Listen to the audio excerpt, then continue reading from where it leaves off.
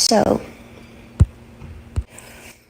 since that day, I did probably 4.5 tours. I did an album circus, Femme Fatale, Britney Jean, and Glory. And then I started doing a Vegas show in Las Vegas. And I did that for 4.5 years. I do remember working, and I got to a point where, because my pride in my 30s, I have to live under my father's rules. And, the dancers are playing and drinking and having fun at nights in Vegas, and I couldn't do anything. And I remember just being like, my performances, I know, were horrible. Like, I even wore wigs, and all the dancers were doing all these nice, sexy head flip turns, and I had conditioner treatment in my hair and like these little caps over my head, and just during a whole show getting conditioner treatments just with wigs on, because I was just like a robot. Honestly, I didn't give a fuck anymore, because I couldn't go where I wanted to go. I couldn't have the nannies that I wanted to have. I couldn't have cash. And it was just demoralizing. So I was kind of like in this conspiracy thing of people claiming and like treating me like a superstar, but yet they treated me like nothing.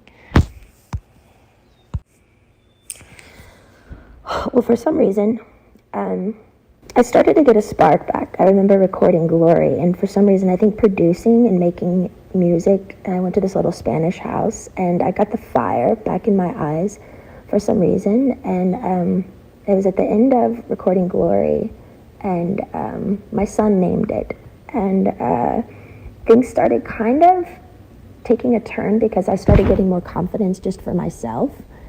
And I think with confidence, people kind of like, oh, wait, what's going on now? Like, she's speaking up a little bit more, but it might not be particularly a good thing if I'd been quiet for 15 years. I think with confidence comes enlightenment, which makes you think better. And that's the last thing they wanted me to do, is to actually be better, because then who would be in control then?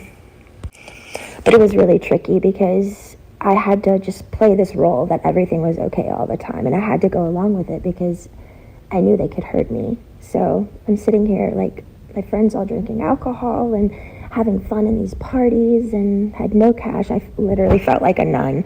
My girlfriends from home came to visit me in a spa, and I couldn't even walk into the spa, and they had their feet doing pedicures in the water, and the 3 ices of bottles of champagnes before my show just sitting there, and I wasn't even acknowledged by them, my own hometown friends, when they would come to Vegas. And it was just it was demoralizing, I will say. You also have to understand, it's like, 15 years of touring and doing shows, and I'm 30 years old under my dad's rules, and all of this is going on, and my mom's witnessing this, and my brother is witnessing, and my friends are witnessing it, and they all go along with it. And I'm like, how am I the one working here and doing all this, but I don't get the side things that, the good stuff, I want to be able to play. I want to be able to have fun.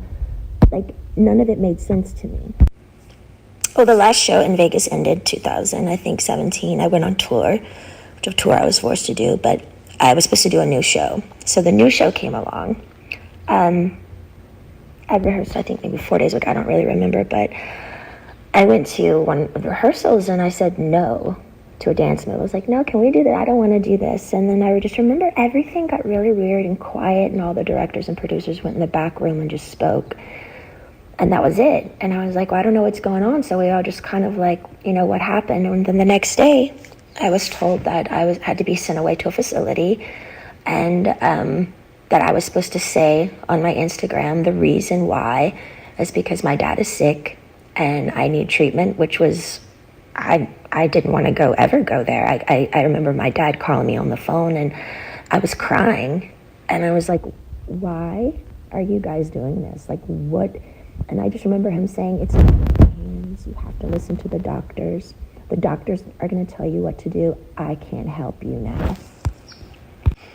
And I remember his last words were, now, you don't have to go, but if you don't go, we're going to go to court, and there'll be a big trial, and you're going to lose. I have way more people on my side than you. You don't even have a lawyer, so don't even think about it.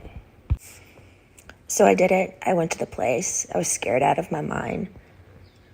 And none of it, again, made any sense of what they were doing to me.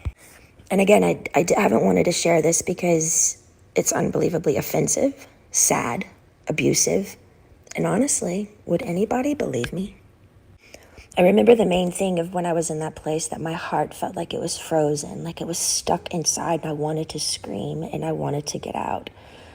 And I think by a needle and thread, it was the breathing peacefully inward that I missed the most. I felt like I was in a state of shock, almost like when an old person feels helpless and they're literally going through some sort of shock treatment and they can't relax their body because they don't have the answers of why they can't have their own keys to their car and put it in the ignition and walk outside, and their own security guards at every door saying they can't go.